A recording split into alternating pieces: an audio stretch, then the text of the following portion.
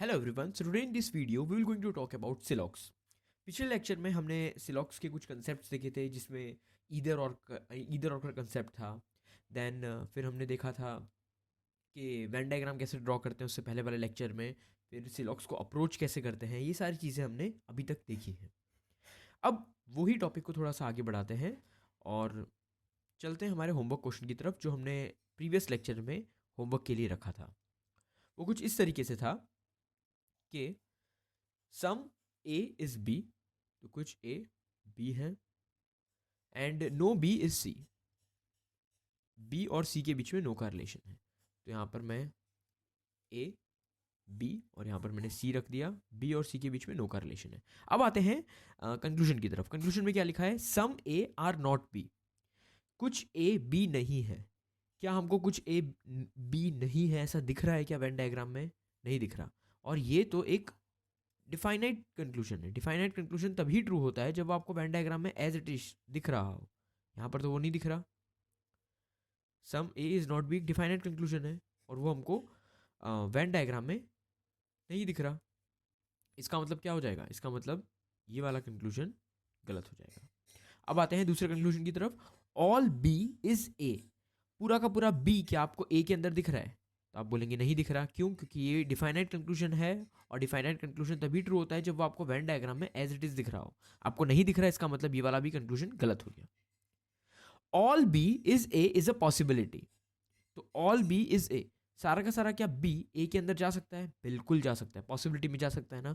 हमने last lecture में देखा था कि सम ए इज बी दिया हो और ऑल ए इज बी कहा गया हो पॉसिबिलिटी में, तो वो ट्रू होगा। बट सिर्फ ऑल ए इज बी कहा गया हो विदाउट पॉसिबिलिटी, तो वो फॉल्स होगा।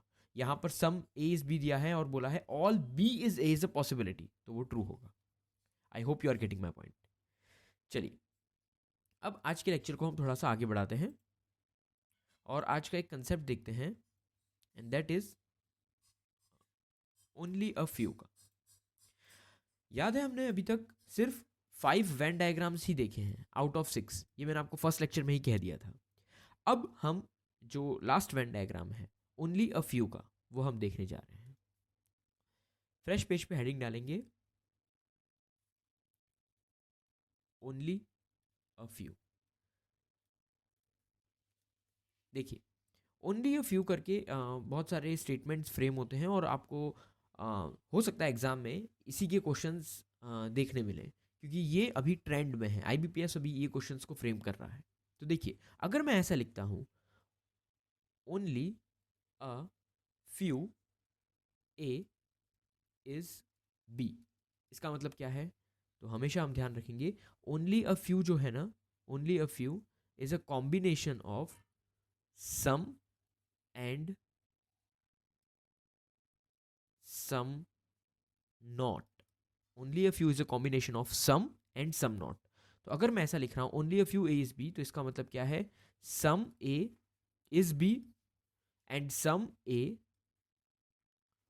Is not B. Some A is B and some A is not B, इसका मतलब ये है। क्लियर है? आइए आगे बढ़ते हैं। इसका मतलब क्या होगा कि अगर मैं ओनली अ फ्यू का वेन डायग्राम बनाऊं तो मेरे को सम ए इज बी का भी वेन डायग्राम बनाना है और उसी के अंदर सम ए इज नॉट बी का भी वेन डायग्राम बनाना है। तो सम ए इज बी को हम इस तरीके से बनाते हैं and some A is not B को हम किस तरीके से बनाते हैं? Some A is not B को हम इस तरीके से बनाते हैं। आइए देखते हैं। ए का कुछ हिस्सा बी नहीं है, that is some A is not B and some A is B, इस तरीके से बन गया। क्लियर है? अब अगर मैं कहूं कि मेरे को ओनली अ फ्यू का वेन डायग्राम बनाना है, तो वो आप किस तरीके से बनाएंगे? ओनली अ फ्यू का वेन डायग्राम, तो ओनली अ फ्यू का वेन डायग्राम इन दोनों को मर्ज करके बनाया जाता है।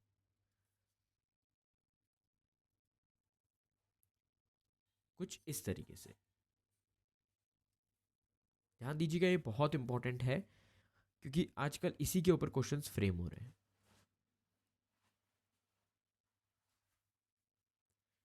Only a few A is B मतलब some A is B and some A is not B. देखिएगा मेरी एरो कहां से निकल रही है? ए से मेरी एरो निकल रही है बी की तरफ।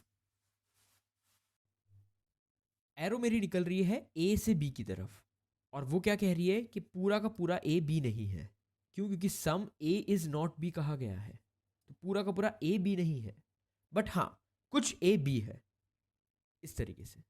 ठीक है, तो अगर आपको only a few A is B कहा गया होगा, और फिर अगर आपको कंक्लूजन में ये पूछा गया होगा कि all A is B is a possibility, तो वो कंक्लूजन फॉल्स होगा। क्यों? क्योंकि पूरा का पूरा ए कभी भी बी के अंदर नहीं आ सकता, नॉट इवन इन पॉसिबिलिटी।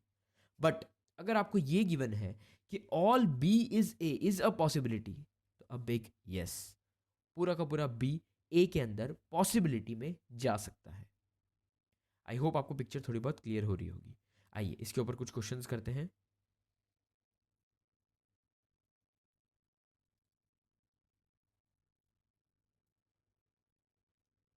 देखिए क्वेश्चन में क्या गिवन है। क्वेश्चन में ये कह रहा है कि only a few book are reading. तो only a few book are reading मतलब some book are reading and some book are not reading, and all reading are journal. तो सारी की सारी रीडिंग क्या है? जर्नल है। ठीक है,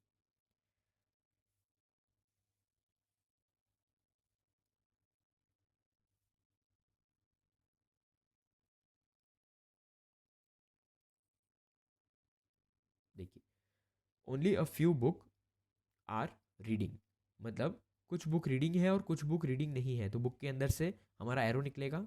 and all reading are journal, तो all reading are journal. All book are journal journal, क्या सारी की सारी बुक जर्नल में दिख रही है आपको? नहीं दिख रही। क्यों? क्योंकि ये डिफाइनेट स्टेटमेंट है, इसलिए फॉल्स हो जाएगा। डिफाइनेट स्टेटमेंट तभी ट्रू होता है जब वो आपको वेन डायग्राम में साक्षात दिख रहा हो। सम जर्नल आर रीडिंग, तो जर्नल और रीडिंग के बीच में सम का रिलेशन है, बिल्कुल है। क्लियर है? इसमें अगर आपको कंफ्यूजन हो रहा है कि सम रीडिंग आर जर्नल को हमने ट्रू कैसे मार्क किया, तो इसका आप कॉम्प्लीमेंट चेक करिए। कॉम्प्लीमेंट क्या होता है सम का? No. Some journal, no journal are reading. तो जर्नल और रीडिंग के बीच is a possibility, is a possibility. ठीक है, तो जर्नल और रीडिंग के बीच में नो का रिलेशन पॉसिबल है क्या? कभी भी नहीं है। जब नो का रिलेशन पॉसिबल नहीं है तो सम का रिलेशन पॉसिबल होगा। क्यों? क्योंकि सम और नो आपस में एक दूसरे के कॉम्प्लीमेंट है। क्लियर है? आइए थोड़ा सा आगे बढ़ते हैं और नेक्स्ट क्वेश्चन पे चलते हैं।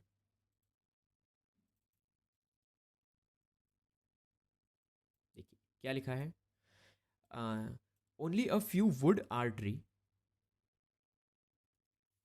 तो only a few wood are tree and only a few wood are stem.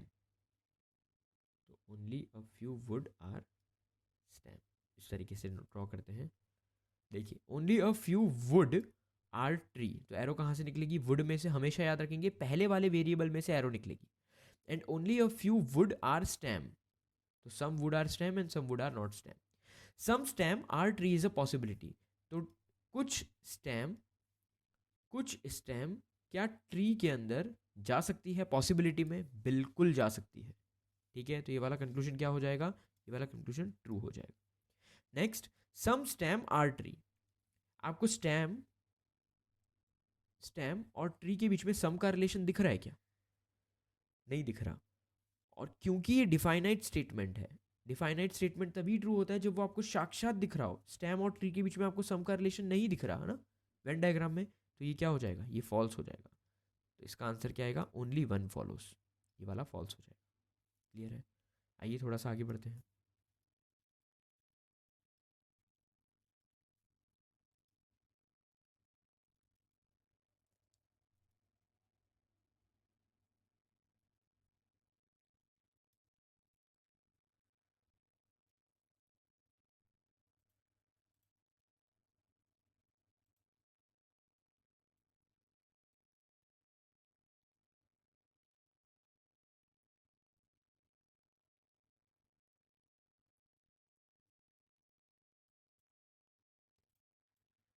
देखिए यहाँ पर क्या लिखा है?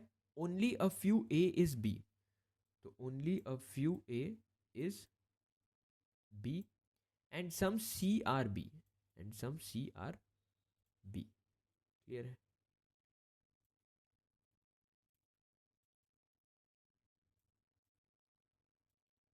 आइए इसको नाम दे देते हैं। Only a few A is B, तो एरो ए से निकल के आएगा बी में, and some C are B. अब क्या लिखा है कंक्लूजन में, all B is A is a possibility, क्या सारा का सारा बी ए के अंदर जा सकता है? अभी हमने देखा था कि जहां से एरो निकलती है ना वो पूरा का पूरा दूसरे में नहीं आ सकता, बट जिसके अंदर एरो आ रहा है वो तो पूरा का पूरा दूसरे वाले वेरिएबल के अंदर जा सकता है, बिल्कुल जा सकता है। तो all B is A is a possibility true हो जाएगा। All B is C is a possibility, some A is B जब था तब उसमें हमने all A is B is a possibility को ट्रू कंसिडर करा था, तो ये भी ट्रू हो जाएगा। क्लियर है? बट लास्ट वाली कंक्लूजन को देखो क्या कह रहा है वो, all A is B is a possibility, क्या पूरा का पूरा ए बी के अंदर आ सकता है क्या पॉसिबिलिटी में? नहीं, ये पॉसिबिलिटी में भी नहीं आ सकता।